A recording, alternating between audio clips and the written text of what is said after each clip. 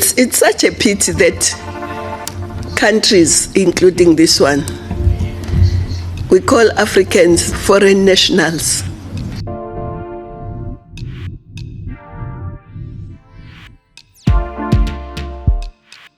My view is that these matters do need to be discussed by the AU, because much as we can have a problem alleged to be xenophobic, our brother countries contribute to this. Why are the citizens not in their countries in South Africa?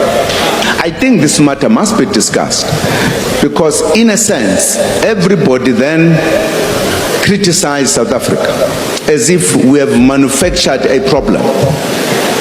Because even if people who are xenophobic are a minority, but what prompted these refugees to be in South Africa is a matter we cannot shy away as South Africa not to discuss.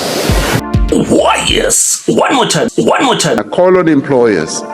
They must stop employing people who are not properly documented.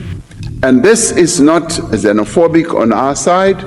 We welcome, and we've always welcomed workers from other countries. And we should also know that South Africans, even as they go to other countries, they can't just walk into a country and say, I want a job without being documented or certificated. Other countries require those who work in their countries to be documented. So we require exactly the same thing here. We must follow what the law prescribes in this regard. Hello and welcome to the channel. Let's get into these topics amongst the many things happening in South Africa, and we are hearing the president of South Africa finally admitting to the issues that have been raised by South Africans and other civil organizations about the impact of illegal immigration on South Africa. He went as far as saying that companies that employ illegal immigrants in South Africa against the Immigration Act, against the South African Constitution, will be fined. And he even said jail time. Yes, being serious. He mentioned a lot of other interventions. We'll take a look at that video and sentiments around that. We have also heard previously the president, which was Jacob Zuma. He spoke to African leaders outlining the impact of illegal immigration on South Africa and the causes of illegal immigration into South Africa. And he called out those leaders, and they did not object to any of the things that he called them out for. That was a very brave move by Jacob Zuma. We're going to take a look at that video as well in sentiments. Then we get our Lady of Steel, that is Nkosazana Dr Dlamini Zuma. As you know, she has been in government positions ever since the dawn of this democracy. It seems like our officials here in South Africa, they switch and flip-flop depending on the audience that they are speaking to, depending on the people who are listening to them. Because tell me why Cyril Ramaphosa suddenly got a wake-up call when he had the GNU meeting, and now that he's speaking South African Parliament, he knows he'll be challenged. He sticks to the laws of the country. However, when speaking on SADC podiums, he says something different. The same with Jacob Zuma. But South Africa is definitely moving in the right direction, and everyone, every voice matters. Let's take a look at this. What are your thoughts? No, they must be held accountable. Take a look. Hey, mina nayo intokazi ethatha inhliziyo yami. Bayalwela iziphethu labantu. Imarch nje bafethu. Mina I have irrespect entsha nje for bona abadlali bengithi mhlawumbe umlilo wamaphepha lento yabo ngiyabona ngathi ba serious, and the way it's going ngoba sengize ngibona ngisho phakela umthakathi lapha bajoyinile. Hayi sekuni ishubile KZN nje bayishubisa ke manje. Yebo lona. And ngiyayithanda lento abayenza abafethu. Mina nje ngifisa ngathi sesingavele nje ngiyabona ukuthi ngathi as a country ngeke kwenzeke lutho. Ngeke uze kukhuluma uNorthern Cape ngathi bayiphileni impilo yabo bodwa nje kule province. But KZN ayabafethu hayi ngoba if no Ramaphosa ekhuluma ngale ngiyazi nje bethu uyikhulumela nje yena nje ukhululekile akahlupheki ndawo uhlala ema-suburbs u-right akodwa amaZuma hayi uyayenza le nto uzengiqhabule mani awukhonahali shem Amagwala ayinkinga. Why yes? One more time. Ayikho into ebanga inkinga njengegwala. Why yes? One more time. Labo bantu labo bayinkinga basidalela inkinga. Sathi silwa thina la eSouth Africa. Silwa namabhunu, sibhekene namabhunu, sishaya istina, sishisa amatayera, senza konke.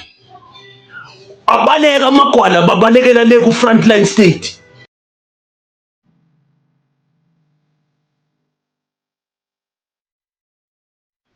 You know, I need to talk about what President Cyril Ramaphosa said, particularly in relation to migration.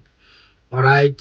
He spoke about actually, gave a stern warning to employers or business owners who are employing people who are not properly documented, that they could be arrested or they could face a very heavy fine in that regard. But I just want to talk about South Africa as a country.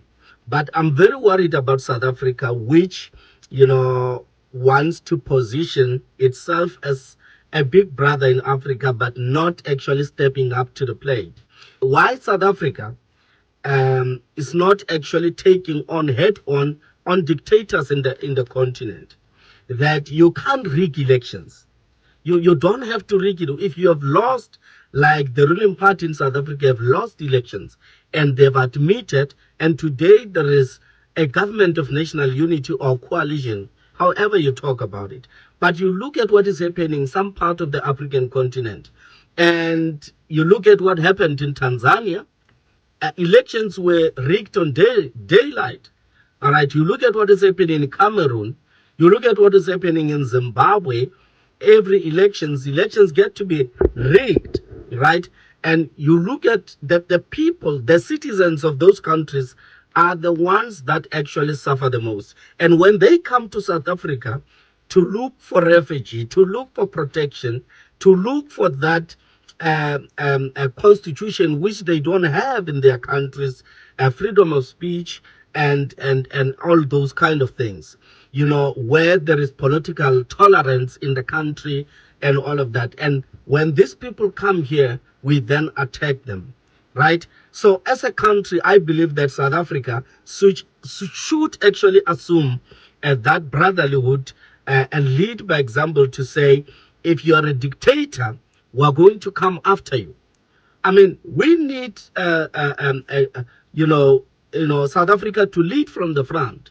South Africa has always been leading from the front, but falling behind in terms of, trying to shape the African continent. I truly think that if the South African government was to really assume what United States is doing in terms of ensuring that its region, particularly the continent, is well protected, and ensure that other countries do the right things, particularly in our African continent. A lot of things, a lot of wrongdoings are happening, but South Africa is just watching, from behind. And that affects the entire African continent. That's why we've got this anarchist group saying, these Dudulas and all of that running amok, right? It's because of South Africa that refuses to actually, intervene when a dictator doesn't want to lose power at all costs. So my wish is that South Africans don't have to attack other Africans who are in the country. But yes, people must be documented. Their status must be in order. Some of us have been trying to help Africans who are willing to fix their status in the country, helping them as to what needs to be done. Well, there you have it. Those are the things that he shared on that podium, and some sentiments coming in there. What are your thoughts on these views? Please follow them on various social media platforms. Zia Kalago busy. Everybody is wanting to weigh in. Actually, it's a good thing that Operation Tutula has raised awareness to the immigration issue.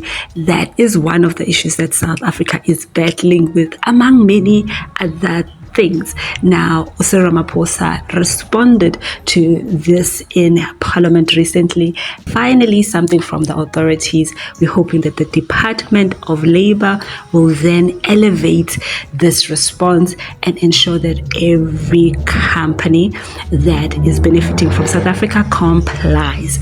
Now, we also get Nkosazana Dlamini Zuma, who also weighed in on the topic recently, and she was telling Operation Tutulu, no, man is an island. Every other country in Africa needs another, blah, blah, blah. So when they were part of the AU, that is Nkosazana, why didn't she initiate a free movement agreement among all countries if she believed so much that people can just move anywhere? And then you get Ramaphosa. Ramaphosa has been part rather of SADC, whether as a deputy president or as a president, but he was part of those summits. Why didn't they discuss having this shared movement treaty, whatever it is, agreement? I think we really need to understand that we are Africans. And there is no country on this continent that can be an island of prosperity in a sea of poverty. Our fortunes are intertwined. We won't develop. No part of Africa will develop if it thinks it can develop alone without the continent. I think we should agitate and not think there is a country that's better than others, so we don't want other Africans to come here. There's nothing like that. However, in their own countries, in Nigeria, they have immigration services.